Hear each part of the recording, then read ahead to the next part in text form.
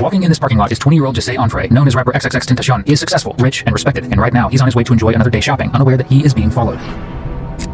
Because close behind are these three goons who are out for Jesse's life as this simple store visit comes to a devastating end. The rapper XXXTentacion has been shot, apparently. This happened, like I said, in broad daylight. He was sitting in when he was shot. What would ensue in the months following this footage would be a relentless hunt for Jesse's murderers and the truth for what really happened that day. Did you read about the rapper who got killed up at Riva Motorsports? I can't pronounce his name. They call him XXX? Yeah, he was a bad guy on this. What happened up there probably wasn't a plan, just a bunch of guys that ain't very good at what they're doing.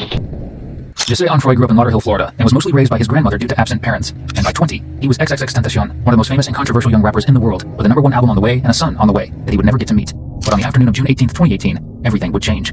He had just stopped by a bank with his step-uncle to withdraw $50,000 as he headed to a dealership called Riva Motorsports to spend it on bikes and a boat. But during this time, he had no idea that a dark SUV had been quietly following him the whole way. There were 4 men inside it, and 2 of them were going to follow him into the store.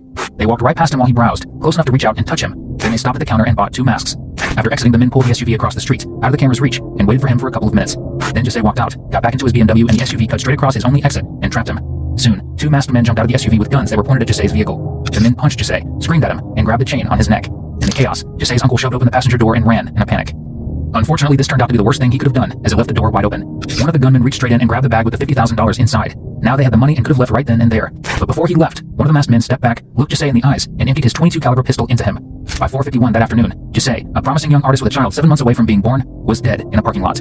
For all of their planning, these men left a trail even a blind man could follow. After the murder, police pulled the surveillance from Riva and the businesses around it, and soon they realized that the group had practically handed them a gift. 2 of the men had walked into the store barefaced to buy their masks, which gave detectives clean shots of their faces on CCTV cameras. And the list of dumb mistakes kept growing until it didn't take long to put a name to everyone in that SUV. Within days, 4 men were under arrest, and police had worked out who did what. Dedrick Williams, better known as Chucky, was the planner. Michael Boatwright and Trayvon Newsom were the 2 gunmen, and Robert Allen was the designated driver. From the footage alone, investigators already knew Michael was the one who pulled the trigger, and they could have walked straight in and started with him, but they didn't. The plan was to leave the shooter for the very end and break his 3 accomplices first, so that by the time they finally sat across from Michael, they wouldn't need a single word out of him. The detectives start with Chucky.